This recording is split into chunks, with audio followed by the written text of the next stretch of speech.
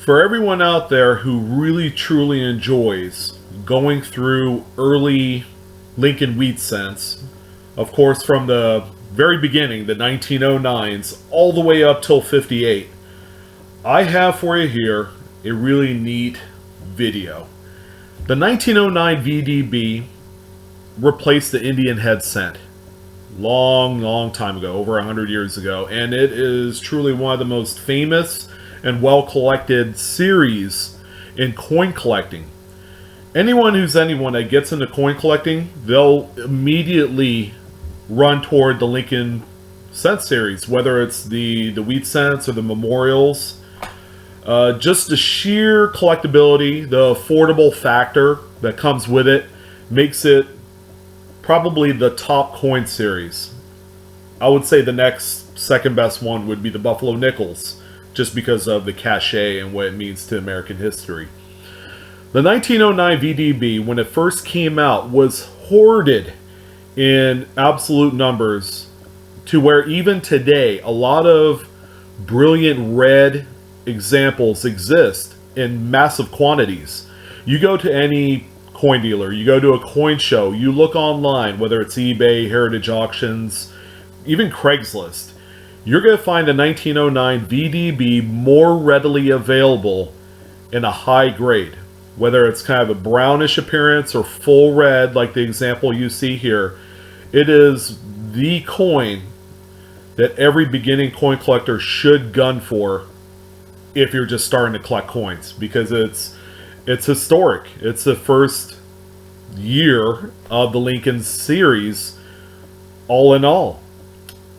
Now, what if I told you, now, just to start out, a BU example of the 1909 VDB initials, and by the way, the VDB initials stands for Victor David Brenner, the gentleman that produced the design for this wondrous coin.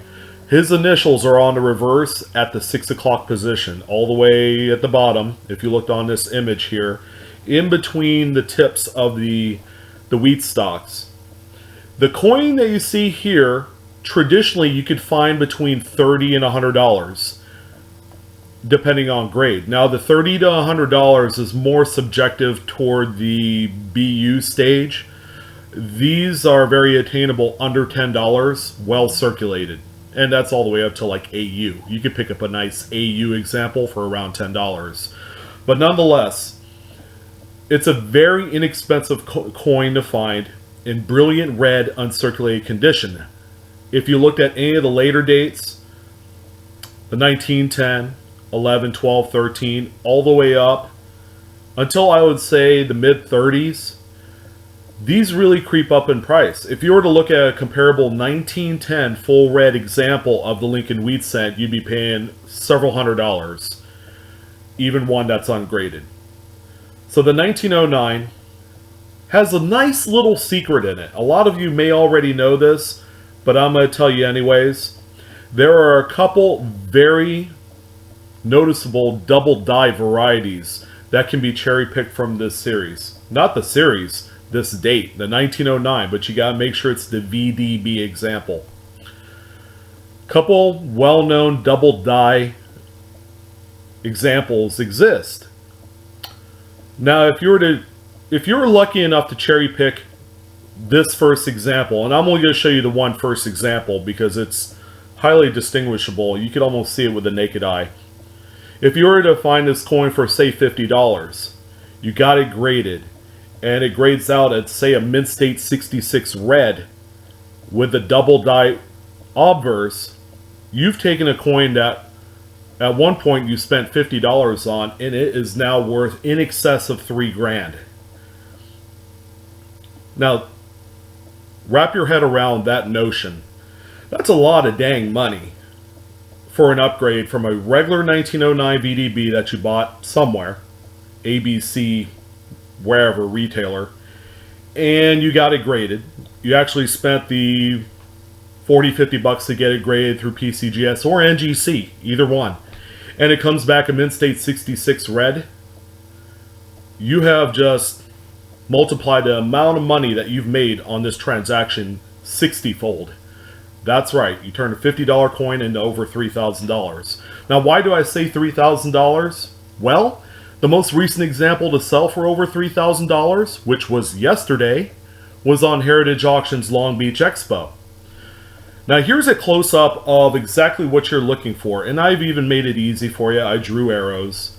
The double die obverse has two varieties. The first one, which is classified catalog-wise as FS 1101. There is an 1102. The 1102 double die obverse isn't nearly as appealing, but I would still pick it right out of a box of coins. The 1101, as you could see on these close-ups, and I hope I made the close-ups nice and crisp for you. You get in so close, the images start to distort a little bit. But as you can see, where the arrows are, this is where you're going to see your doubling. These are your pickup points for the doubling on this example. You have a little bit on the 1 and 9 of the date. Lots of separation there. And you also have it in RTY. I probably use the RTY diagnostic more so than anything else to determine the double die nature of the coin. So, when you're out there searching and scrounging around dealer stock, you're probably going to come across 20 or 30 of these in a box.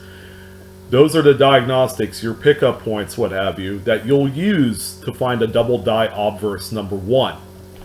Even if you found one that's in a lesser grade, you're still going to take a coin that maybe you spent $10, $15 on, and you're going to make 10 times your money because they are that popular. People find them and they sell them, and they're very marketable. People buy them in droves.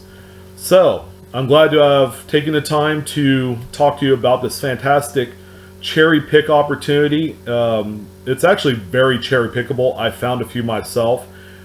Granted, it's not the Mint State 66 that I had expressed. I did find one that was a little bit less, a Mint State 63 that I turned and made a few $100s on, so that was nice.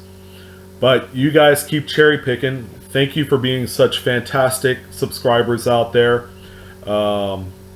I'm with you guys every step of the way. I want to hear some success stories.